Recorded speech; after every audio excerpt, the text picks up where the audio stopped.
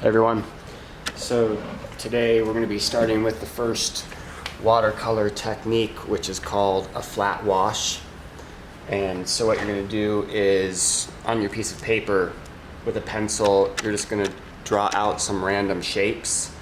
We're not trying to make a piece of art here. This is just a practice exercise, so don't spend a lot of time on this. This took me like 10 seconds. Try and make it so that you have some big shapes, some small shapes, some medium shapes, and kind of like a variety.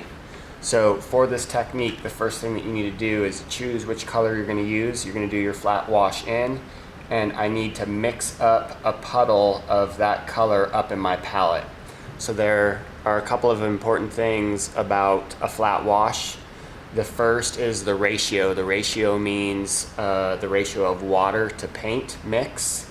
So if you have too much water, your blue is going to be like a baby blue, and if you have too much water, your paint's going to be really thick and it's not going to flow very well. So you kind of have to find the correct ratio. It just takes a little bit of practice of how much water to paint you need. The next really important thing about the flat wash is the tilt. So whenever I'm doing a watercolor, I want to tilt my paper a little bit towards myself. It's going to help gravity to help the water flow down the page. And then the last most important thing is the bead. So I want to fill my brush, which means it's so full that if I tilt it, it's going to start to want to drip. And I'm going to put a bead of paint that goes all the way across the top of my shape.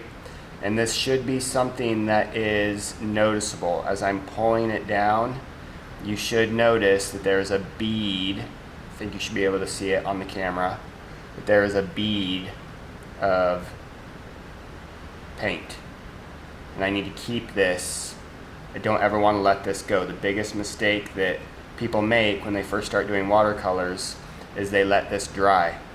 So if I start to see this getting empty, I need to fill it back in. I just grab more paint and add it in.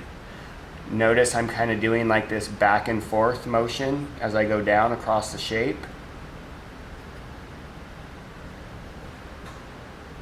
And I'm trying hard to stay within the lines. You always want to be practicing staying within the lines. One of the hardest things about painting when you first start is being able to control it. However good you can draw, that is how good you are going to eventually be able to paint with time and practice. But you have to be disciplined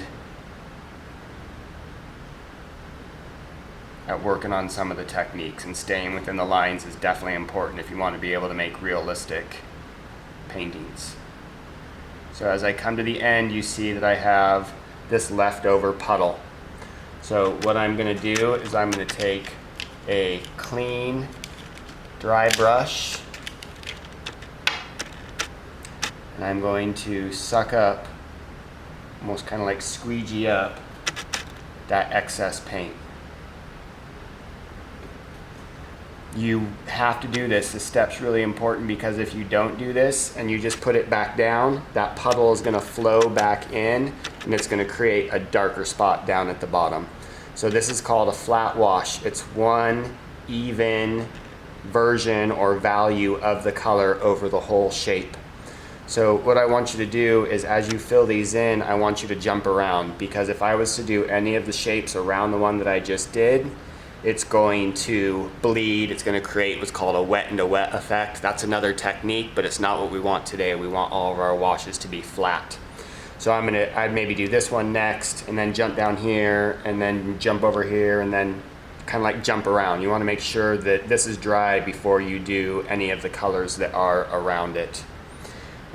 You can use any and all of the colors.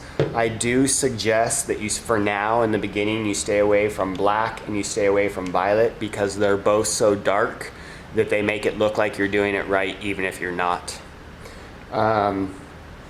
The flat wash is really important. It's one of the most important techniques in watercolor, because the next couple of techniques that we're going to learn, they're based off of being able to do this technique correctly.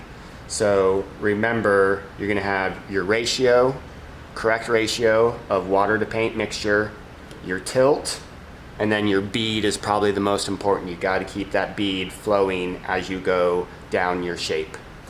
So good luck. If you have any questions, hit me up. Talk to you next time.